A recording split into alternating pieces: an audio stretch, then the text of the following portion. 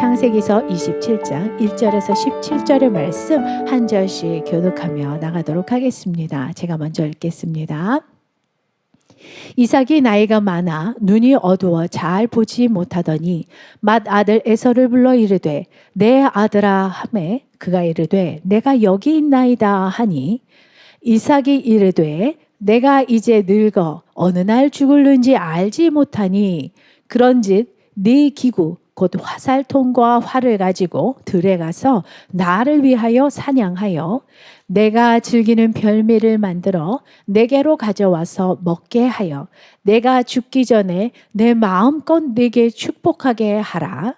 이삭이 그의 아들 에서에게 말할 때에 리브가가 들었더니 에서가 사냥하여 오려고 들로 나가매 리브가가 그의 아들 야곱에게 말하여 이르되 네 아버지가 네 형 에서에게 말씀하시는 것을 내가 들으니 이르시기를 나를 위하여 사냥하여 가져다가 별미를 만들어 내가 먹게 하여 죽기 전에 여호와 앞에서 네게 축복하게 하라 하셨으니 그런즉 내 아들아 내 말을 따라 내가 네게 명하는 대로 염소떼에 가서 거기서 좋은 염소 새끼 2마리를 내게로 가져오면 내가 그것으로 네 아버지를 위하여 그가 즐기는 별미를 만들리니 네가 그것을 네 아버지께 가져다 드려서 그가 죽기 전에 네게 축복하기 위하여 잡수시게 하라.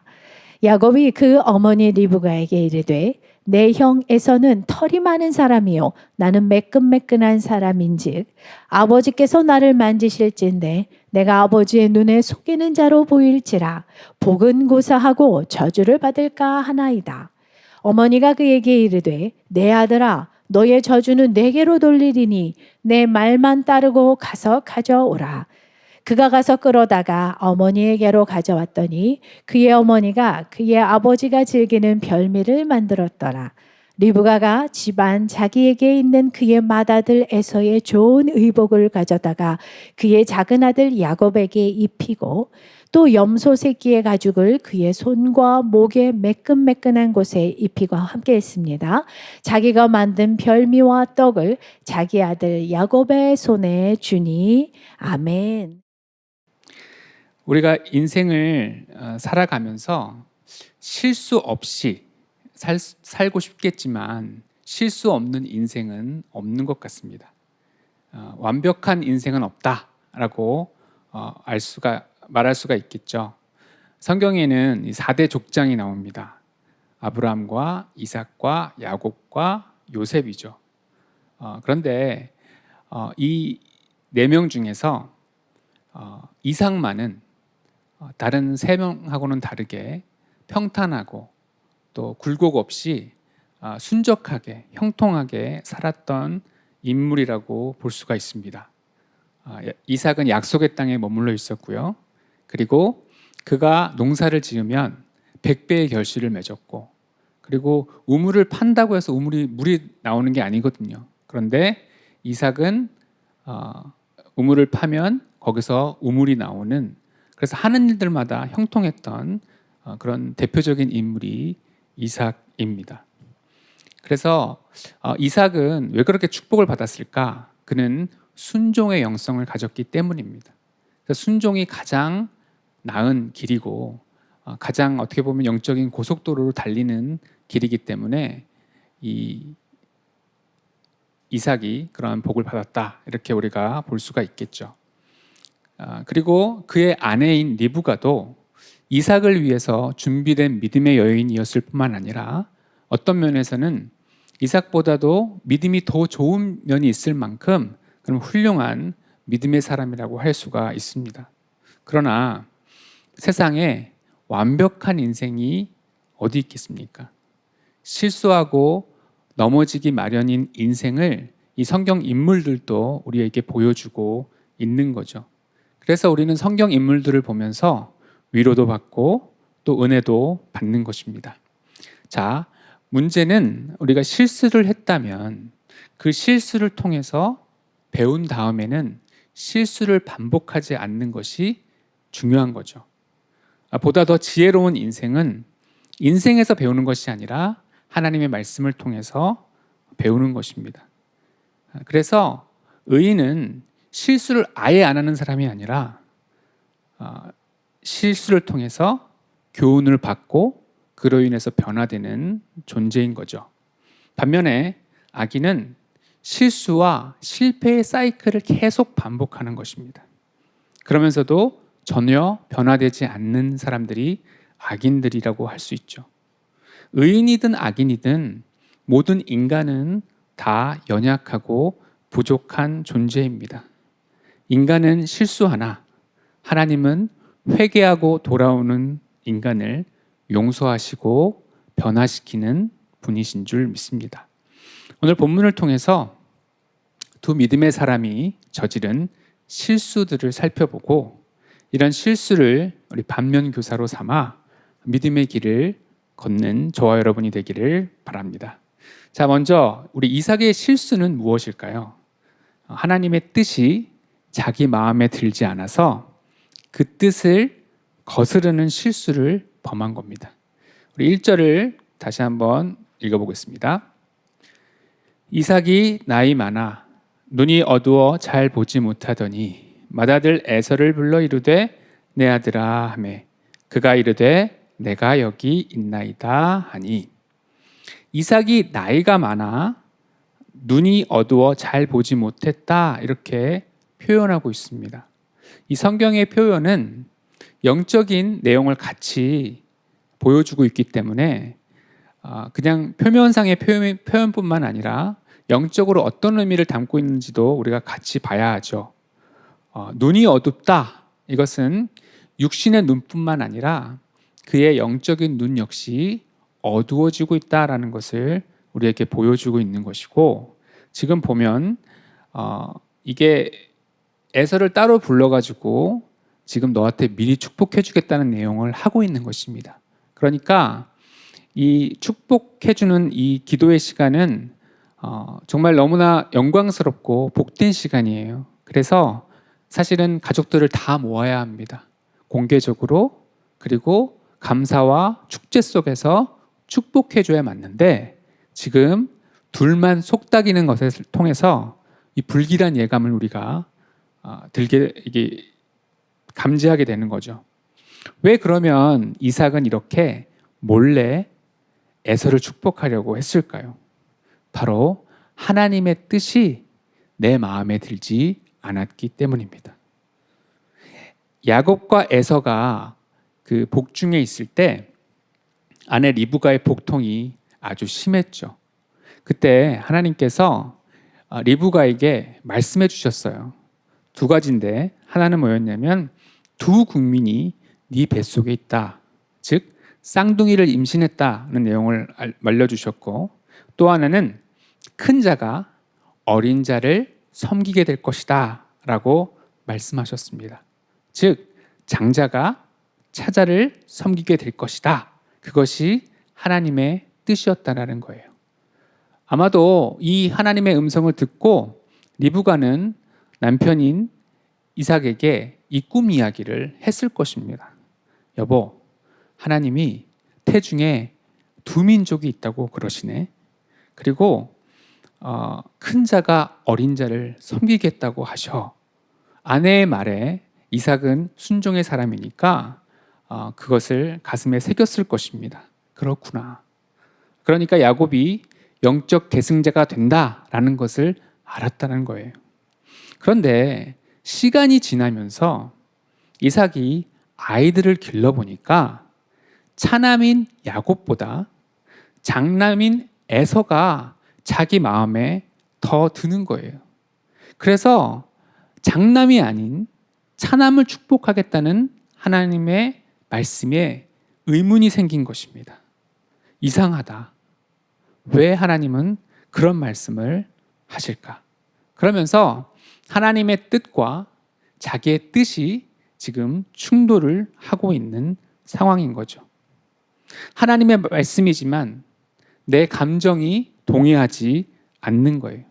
그러다 보니까 그것이 너무나 불편하고 그 당시의 문화는 장남 우선주의 문화였기 때문에 그 문화에도 거슬리고 그리고 이삭이 특별히 편애하는 사람이 에서였기 때문에 이삭은 그 뜻을 거스르기로 결심하는 겁니다. 그냥 내가 사랑하는 에서에게 내가 축복해주면 되지. 그러면 리브가나 야곱도 몰래 내가 그냥 축복해주겠어. 그것이 지금 에서의 모습이다라는 것입니다. 우리가 신앙생활하면서 착각하지 말아야 할 것이 있어요. 신앙은 매일매일 두렵고 떨림으로 구원을 이루어 나가는 거지, 어제 아무리 잘했어도 오늘 잘한다는 보장이 없습니다. 어제 아무리 잘했어도 오늘 넘어질 수 있는 것이 신앙이기 때문에 어느 누구도 나는 신앙생활을 잘하고 있다 함부로 말할 수가 없는 거예요. 지금 이삭도 너무나 큰 믿음의 사람이었지만 지금 실수하는 모습을 우리에게 보여주고 있는 것입니다. 마치 신앙생활 초창기에나 벌어지는 그 실수를 이삭이 하고 있는 것입니다. 신앙생활 초창기에 보게 되면 하나님의 뜻과 나의 뜻이 있을 때 하나님의 뜻을 저버리고 내 뜻을 쫓는 경우가 많지 않습니까? 그런데 이 믿음의 사람인 이삭조차도 어느 순간 눈이 어두워지니까 하나님의 뜻이 아니라 하나님 뜻을 저버리고 자기 뜻을 세우려는 그런 시도를 지금 하고 있는 것입니다. 그러면 왜 이삭은 이 에서가 좋았을까요? 이삭의 성격을 먼저 보시죠. 이삭의 성격은요, 좋게 말하면 순종적이고 온유한 성격이에요. 근데 이걸 나쁘게 말하면 소심하고요, 또 지나치게 수동적인 성격입니다. 얼마나 소심했는지 그랄 땅에 머무를 때 보니까 블레셋 사람들이 자기 아내를 빼앗아 갈 것 같은 거예요. 그래서 자기 아버지처럼 누이라고, 아내가 누이라고 속이기도 하지요. 그리고 그랄 땅에 가서 우물을 팠을 때도 블레셋 사람들이 이 우물 내 거야 라고 얘기하니까 그냥 줘버린 건데, 그렇게 힘들게 판 우물을 힘없이 빼앗기는 모습입니다. 그러니까 자기 밥그릇도 못 챙기고 그걸 그냥 줘버리는 나약한 성격의 사람인 거죠. 그러니까 이삭은 평생의 삶이 한마디로 이야기한다면 눌리고 압박받아도 별 저항이 없는 아주 소심한 성격이었던 겁니다. 그러다 보니까 이삭은 쉽게 말하면 약간 여성적인 성품인 것이죠. 그래서 자기와는 전혀 반대인 에서가 좋았던 겁니다. 에서는 이 사냥꾼이고 야성미가 넘치잖아요. 그 다음에 남성 호르몬이 또 넘쳐나는 이 남자 중에 남자가 에서입니다. 이삭이 자기 아내 리브가가 좋았던 이유도 같은 이치예요. 창세기 24장에 보니까 리브가가 되게 적극적인 태도로 아브라함의 종을 대하잖아요. 모르는 사람이 말을 걸어도 흔쾌히 대답도 잘하고요. 또 물 좀 달라라고 하니까 그 종에게만 물을 준 것이 아니라 지금 낙타들도 목마르겠지. 그래서 엄청난 힘으로 그 우물에서 물을 크게 길어다가 그 낙타들을 다 물을 먹였던 굉장히 적극적인 좀 체구도 있고 힘도 셌던 그러한 여인이었습니다. 또 시집 보내기로 결정한 다음에 이 친정에서는 며칠 더 머물기를 원했는데 이 리브가는 뭐라고 얘기냐면 당장 떠나겠다고 이야기를 하죠. 얼마나 적극적인 성격입니까? 리브가 성격 보통이 아니죠. 선머슴 같은 아이를 영어로 탐보이라고 하는데 리브가가 그런 탐보이의 성격이었던 것 같습니다. 아무튼 리브가는 그런 좀 남성적인 적극적이고 강한 성격이 있었기 때문에 이삭이 그 성격에 끌렸던 것 같습니다. 그런데 그런 면에서 이삭은 자기와 비슷한 성격의 야곱보다는 리브가의 성격을 닮은 남자다운 그 에서가 좋았던 것 같아요. 야성미도 있고 사냥꾼도 있고, 그래서 자기 집에 자기 아들 중에서는 자기 후계자로 만약에 세운다고 한다면 여성스러운 야곱보다는 야성미 있고 진짜 남성다운 그 에서가 후계를 이었으면 좋겠다는 생각이 들었다는 거죠. 이삭의 취미도 보면 이삭의 취미가 이 11절과 12절 상반절에 나옵니다. 보시면 이렇게 돼 있죠. 야곱이 그 어머니 리브가에게 이르되 내 형 에서는 털이 많은 사람이요 나는 매끈매끈한 사람인즉 아버지께서 나를 만지실진대, 이런 내용이 나옵니다. 그러니까 이 이삭의 취미가 뭐냐? 털 많은 에서의 털을 만지는 거. 그게 이 이삭의 낙이고 그게 취미였던 것 같아요. 그거를 이 야곱이 멀리서 보면서 부러움의 눈으로 보니까 아버지가 에서야 일로 와 한 다음에 막 털을 막 만지면서 어우 이 복실복실한 거 봐 이러면서 막 좋아했던 그런 거를 봤던 거죠.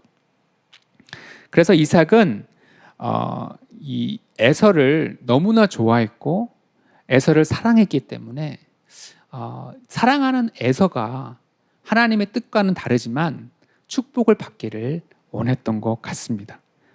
그래서 하나님의 뜻이 야곱에게 있음에도 불구하고 에서에게 아내 몰래 또 하나님 몰래 축복해 버려야 되겠다, 이런 마음을 그가 가졌다라는 것입니다. 이런 마음이 생기면 여러분 어떨 것 같습니까? 하나님의 뜻을 저버리겠다. 믿음을 떠난 삶을 사는 사람들은 특징이 있는데 그게 뭐냐면 다급해지고 초조해지는 것입니다. 사람이 자꾸만 다급하고 초조하다 그러면 저 사람 기도를 떠났나? 저 사람 요새 기도가 적어졌나? 저 사람 지금 믿음이 흔들리고 있나? 그렇게 보시면 별로 틀리지 않습니다. 갑자기 이삭이 뭐라고 그러냐 하면 곧 죽을 것 같다라는 말을 해요. 내가 지금 빨리 죽을 것 같으니까 빨리 축복하고 빨리 결정해야 돼, 이랬다는 것입니다. 우리 2절로 4절 같이 읽겠습니다. 이삭이 이르되 내가 이제 늙어 어느 날 죽을는지 알지 못하니 그런즉 네 기구 곧 화살통과 활을 가지고 들에 가서 나를 위하여 사냥하여 내가 즐기는 별미를 만들어 내게로 가져와서 먹게 하여 내가 죽기 전에 내 마음껏 내게 축복하게 하라.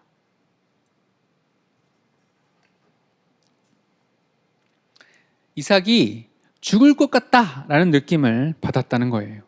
그런데 이게 엉터리인 이유가 뭐냐면요, 이삭이 180세까지 삽니다. 아버지 아브라함보다 5년을 더 살고요, 지금 축복한 이 시점으로부터 43년이나 더 이삭이 살게 되는데 벌써부터 본인이 죽을 것 같다라는 소리를 하고 있는 것입니다. 지금도 그렇습니다. 믿음이 없으면 다 부정적으로 해석을 해요. 소화가 잘 안 돼요. 그러면 위암이 아닐까? 그러는데 그거 과식입니다. 예. 그래서 나이가 들면 소화력이 떨어지거든요. 그래서 좀 줄여야 되는 건데 옛날 생각해가지고 먹어가지고 지금 소화 불량인 걸 갖다가 위암이 아닐까? 이렇게 생각하고요. 또 조금만 피곤하면 어저께 그거 늦잠 잔 건데 간암이 아닐까? 이렇게 생각한다라는 거예요. 그러니까 믿음이 떠나면 불안함이 몰려오고 그리고 뭐든지 부정적으로 해석하게 되는 거죠. 그래서 이삭이 뭔가 좀 불편했는지 뭔가 좀 컨디션이 안 좋았는지 자기가 곧 죽을 것 같다는 생각이 들어서 이 에서를 불러다가 축복하려고 했다라는 것입니다. 그런데 이렇게 이삭이 에서에게 기습적으로 축복을 해줬습니다. 그런데 누가 축복을 받았죠? 야곱이에요. 야곱이 속인 거는 나중에 알았고 하여튼 그가 마음껏 축복해준 사람이 제가 사랑하는 에서가 아니라 야곱이었다라는 것이죠. 그래서 그러고 난 다음에 이삭의 표현을 보면 그가 충격을 받은 표현이 나와요.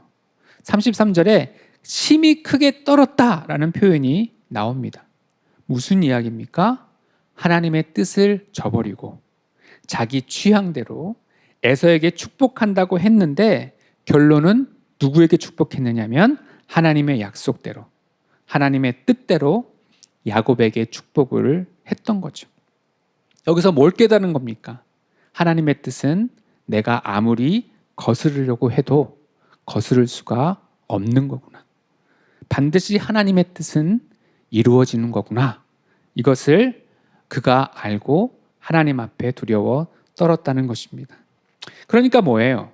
우리가 자꾸 하나님의 뜻을 저버리면 내 뜻대로 되는 게 아니라 다른 방법으로 하나님께서 이루게 하신다라는 거예요. 하나님의 뜻을 저버리면 괜히 우리만 고생하는 것입니다. 기억하십시오. 하나님의 뜻은 반드시 이루어집니다.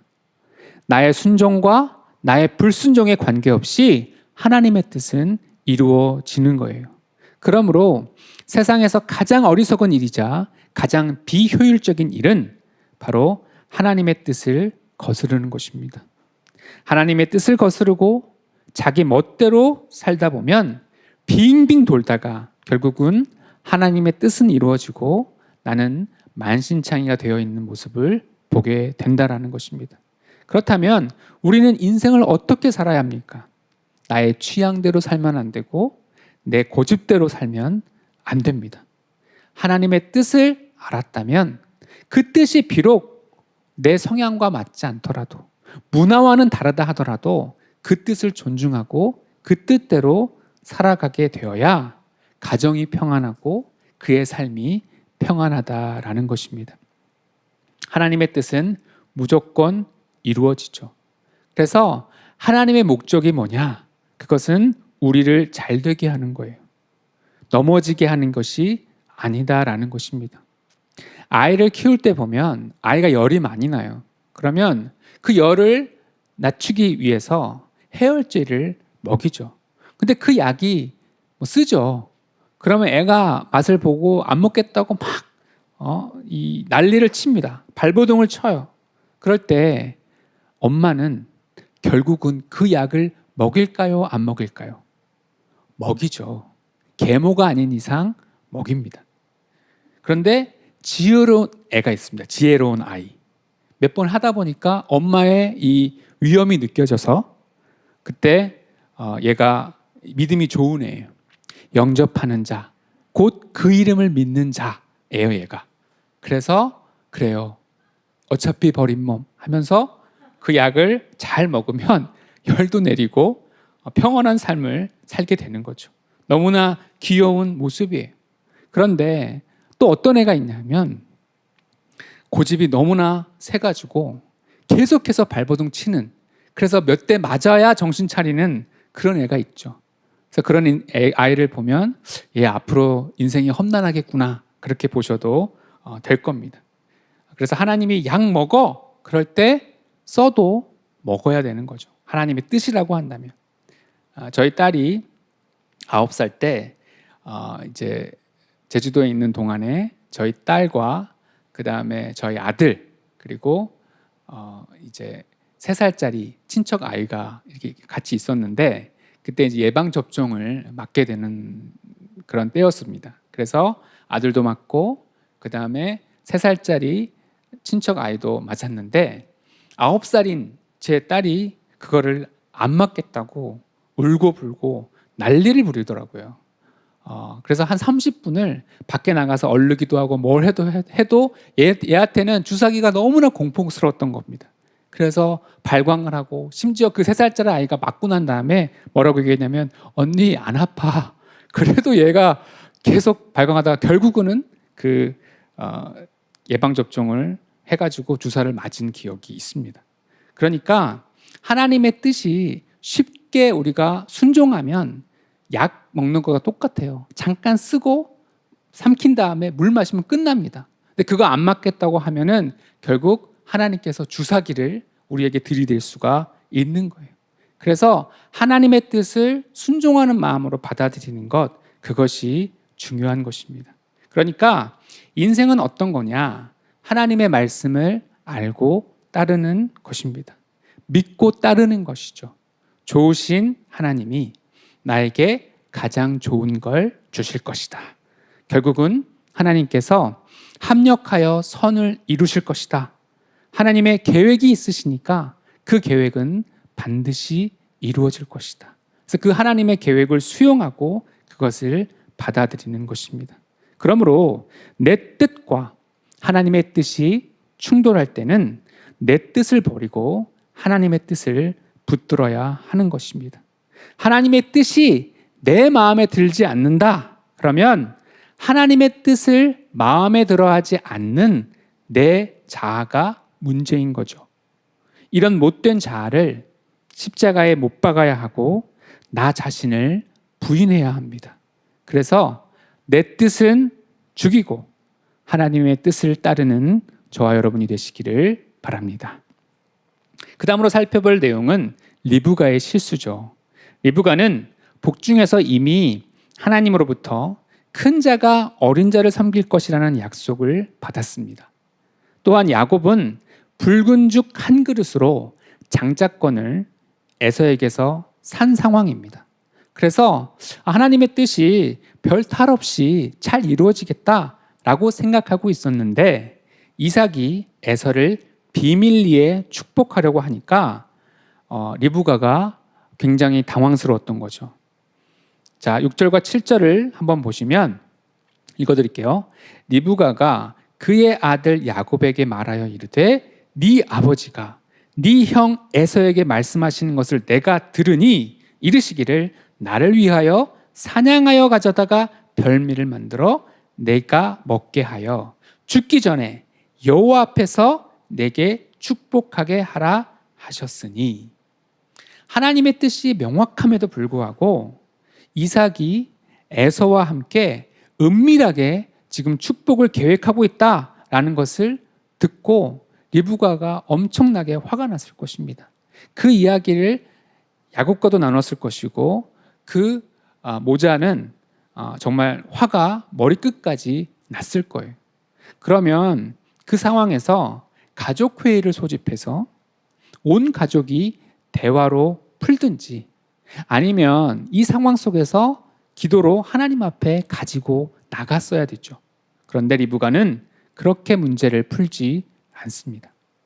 하나님의 뜻을 거스르는 이삭과 에서에 대해서 눈에는 눈, 이에는 이 식으로 반응을 하는 거죠. 그래서 인간적인 방법과 술수를 씁니다. 우리 8절로 10절 읽어보겠습니다. 그런즉 내 아들아 내 말을 따라 내가 내게 명하는 대로 염소떼에 가서 거기서 좋은 염소 새끼 2마리를 내게로 가져오면 내가 그것으로 네 아버지를 위하여 그가 즐기시는 별미를 만들리니 네가 그것을 네 아버지께 가져다 드려서 그가 죽기 전에 내게 축복하기 위하여 잡수시게 하라. 에서보다 먼저 별미를 들고 아버지 이삭의 눈에 속이는 자로 보일 것 같다라는 말을 이제 야곱이 하게 됩니다. 왜냐하면 야곱은 관찰을 해봤기 때문에 분명히 나를 만질 건데 나는 매끈매끈한 사람이니까 어떻게 하냐? 잘못했다가 복이 아니라 저주받으면 어떡하느냐? 라는 내용을 12절에서 이야기를 해요. 그러자 리브가가 제안한 부분을 야곱이 보완을 해가지고 이제 완성품이 나오는 겁니다. 그래서 에서처럼 야곱이 온몸을 꾸미고 의복을 입고 그리고 별매를 들고 이제 이삭 앞으로 가는 장면이 15절로부터 17절까지 나오죠. 읽어드리면 리브가가 집안 자기에게 있는 그의 맏아들 에서의 좋은 의복을 가져다가 그의 작은 아들 야곱에게 입히고 또 염소 새끼의 가죽을 그의 손과 목에 매끈매끈한 곳에 입히고 자기가 만든 별미와 떡을 자기 아들 야곱의 손에 주니 어머니 리브가의 완벽한 세팅과 야곱의 연기력이 더해져서 야곱이 에서의 축복을 받는 데 성공을 합니다. 여기에 리브가의 실수가 있습니다. 하나님의 뜻은 이루어져야 되는데 그 뜻을 이루는 방법은 인간적인 방법을 선택한 것입니다. 이걸 인본주의라고 하거든요. 인본주의로 하나님의 뜻을 이루는 것이 과연 가능하냐라는 것입니다. 인본주의를 쓰면요, 시간만 오래 걸리고 온갖 부작용으로 고생하게 되어 있다는 것입니다. 어떤 부작용이 생겼습니까? 축복 기도를 대신 받은 야곱에 대해서 에서는 분노를 주체하지 못하고 야곱을 죽이기로 결심을 하게 되죠. 이걸 또 리브가는 알아차리게 됩니다. 에서가 야곱을 죽이면 야곱을 잃죠. 야곱을 죽인 에서를 곱게 볼 수 있겠습니까? 졸지에 아들 둘을 잃을 위험에 처한 것입니다. 그래서 에서의 분노가 식을 때까지만, 아마도 두세 달이면 되겠지 하면서 오빠인 라반의 집으로 야곱을 피신시킵니다. 그런데 그 기간이 무려 20년이에요. 그래서 사랑하는 야곱과 헤어져서 그가 죽을 때까지도 야곱을 보지 못하는, 지금 내보내는 그 장면이 마지막으로 야곱을 본 장면이 되게 하는 그런 비극이 이루어진 것입니다. 이처럼 인본주의적인 방법에는 부작용이 늘 있게 마련입니다. 그리고 시간만 오래 걸리죠. 20년 동안 어쩌면 자기 자신의 미래의 모습일 수 있는 삼촌 라반에게서 야곱도 죽을 고생을 합니다. 그러면서 자기가 형과 아버지를 속인 것에 몇 배로 당하게 되죠. 야곱이 그래서 인본주의적인 방법, 인간의 방법을 쓰면 라반처럼 된다는 것을 반면교사로 깨닫게 하신 것입니다. 그렇게 당하지 않았다면 야곱도 라반처럼 되었을 수 있는 거죠. 라반을 통해서 인본주의적인 방법, 인간적인 술수가 얼마나 잘못된 것인가를 깨닫게 만드셨던 것입니다. 그리고 이제는 올바른 정도를 걷고 정당한 절차를 거쳐서 깨끗하게 살아가기를 하나님은 야곱에게 원하셨던 것입니다. 우리 눈에는 멀리 돌아가는 것 같이 보여도 되게 억울한 마음이 든다고 해도 우리는 세상 방법을 쓰면 안 됩니다. 교만하게 내가 감히 하나님의 뜻을 이루어 드리겠다라는 발상을 하지 말아야 합니다. 이삭이 에서에게 아무리 축복을 했어도 하나님이 인정하시지 않으면 그 축복은 무효예요.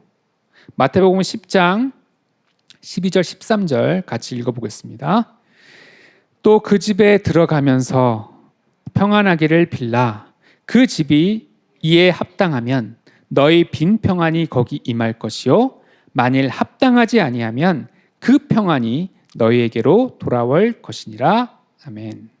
축복을 빌더라도 그 축복을 받을 만한 사람이 합당해야만 축복이 그에게 임하는 거예요. 하나님의 뜻이 야곱에게 있다면 이삭이 아무리 에서에게 축복하려 한들 그 축복이 에서에게는 임하지 않는 것입니다. 하나님의 뜻으로 야곱에게 합당한 복이 흘러가는 것입니다. 요즘 세상이 기독교를 어떻게 보고 있습니까? 너무 우습게 보고 있지 않습니까? 그 이유가 무엇일까? 그것은 하나님의 목적과 하나님의 뜻을 잘 알고 있는 기독교인들이 하나님의 방법대로가 아닌 인간적인 방법으로 세상의 방법인 인본주의로 그것을 이루려 하고 있기 때문이 아닙니까? 그게 바로 야곱의 모습이고 리브가의 모습인 것이죠.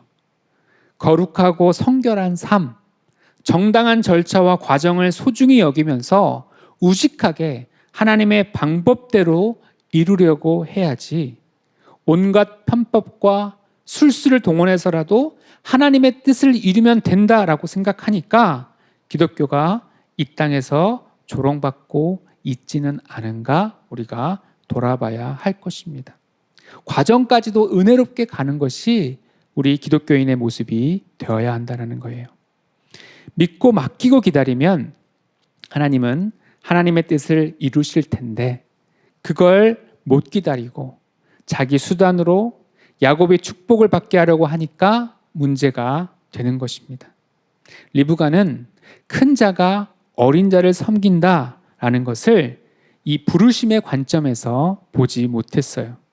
하나님께서 야곱은 택하시고 에서는 버린 것이 아닙니다. 부르심이 다른 거예요.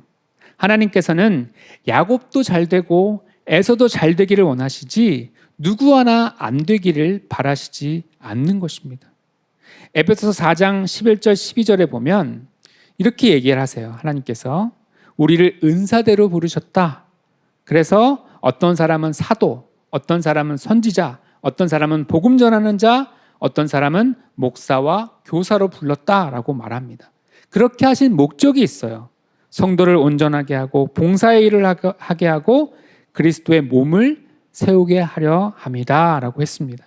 부르심은 다르지만 목적은 그리스도의 몸된 교회를 세우기 위해서 하나님이 부르셨다라는 것입니다. 그래서 여기에는 높고 낮음이 없는 것입니다.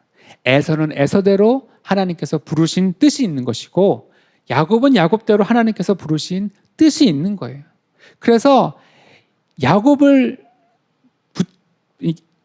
잘 되게 해주기 위해서 에서를 버리고 에서를 배제하는 것이 하나님의 뜻이 아니다라는 것입니다. 한 사람은 영적으로, 한 사람은 육적으로 각기 장점을 주셨습니다. 그러면 그 장점에 따라 섬길 수 있도록 돕는 것, 그것이 어머니의 역할이지 한 사람을 편애하고 한 사람은 버리고 그렇게 해가지고 가정에 불화를 일으키고 하나님의 방법을 저버리는 것은 제대로 된 방법이 아닌 것입니다. 근데 엄마 리브가는요, 인간적인 수단으로 하나님의 역사에 개입을 하죠. 자기 수단으로 하나님의 뜻을 이루려고 하니까 그것이 얼마나 큰 부작용과 또 야곱의 인생을 험악한 인생이 살게 하는 그런 단초를 제공하지 않았냐라는 것입니다. 리브가가 이런 말을 합니다. 우리 13절 같이 한번 읽어보겠습니다. 시작. 어머니가 그에게 이르되 내 아들아 너의 저주는 내게로 돌리리니 내 말만 따르고 가서 가져오라. 저주는 내가 다 받을게. 내 아들아 너의 저주는 내게 돌리고 너는 내가 시키는 대로만 해라. 저주는 내가 받겠다. 여러분, 리브가는 예수님이 아닙니다. 인간은 다른 인간의 대속자가 될 수가 없어요. 어머니가 어떻게 저주를 대신 받겠습니까? 어머니 가운데 이제 그런 분이 있습니다. 야, 기도는 내가 할게. 예배는 내가 드릴게. 너는 공부나 해. 교회는 내가 가서 기도할 테니까 너는 돈만 열심히 벌어라. 이런 엄마들이 있죠. 그러면 그 여러분의 자녀들에게는 험악한 세월이 기다리고 있을 것입니다. 정말 나쁜 엄마죠. 과정을 생략하게 하고 그리고 정당한 방법을 배우는 그런 훈련을 삭제시키고 본인이 저주받겠다라고 하는 것처럼 본인이 모든 기도를 다 하고 모든 희생을 감당할 테니까 너는 세상에서 마음껏 살고 하나님과 떠나 있어도 된다라는 식으로 말하는 엄마이기 때문에 그렇습니다. 그런데 진짜 좋은 엄마는 어떤 엄마냐? 오늘은 비가 올 것 같다. 삭신이 쑤신다. 네가 가라 하와이가 아니라 네가 가라 교회. 네가 해라 기도. 이렇게 하는 엄마죠. 그리고 가서 기도하는 김에 엄마 기도도 좀 해. 라고 하면서 신앙적 부담을 팍팍 심어줘서 그로 하여금 기도하게 하는 거. 그게 진짜 좋은 엄마의 모습이더라라는 것입니다. 사랑하는 여러분, 일의 완성은 누가 하시죠? 하나님이 하세요. 시편 37편 5절에 보면 내 길을 여호와께 맡기라. 그를 의지하면 그가 이루시고 라는 말씀이 있어요. 여러분, 참된 안식은 무엇입니까? 나의 길을 하나님께 맡기는 것입니다. 그리고 하나님을 항상 의지하며 안식을 누리면 모든 일은 하나님께서 이루어 가신다는 것입니다. 그런 면에서 우리는 어떻게 인생을 살아야 되느냐? 하나님께 맡기며 사는 것입니다. 맡길 때에만 일은 완성되는 거예요. 내가 완성시키는 것이 아니라 완성은 최종 결제는 하나님께서 하시는 것입니다. 괜히 내 머리로 나온 인간적인 방법을 쓰지 마시기 바랍니다. 하나님의 방법이 마음에 들지 않더라도 어떤 인간적인 방법보다 나은 방법임을 신뢰하시기를 바랍니다. 말씀의 결론을 맺겠습니다. 하나님의 뜻을 알지만 하나님의 뜻이 마음에 들지 않을 때가 있습니다. 그럴 때 하나님의 뜻을 내 마음에 들지 않아 하는 그 나의 자아를 십자가에 못 박아야 합니다. 하나님의 뜻을 거스르는 것만큼 어리석고 비효율적인 것이 없습니다. 하나님의 뜻이 마음에 들지 않으면 내 마음을 바꾸어서 하나님의 뜻대로 가야지, 내 뜻을 관철시키겠다고 하다가는 내 뜻은 관철되지 않을 뿐만 아니라 그 과정에서 험한 꼴을 보게 되는 것입니다.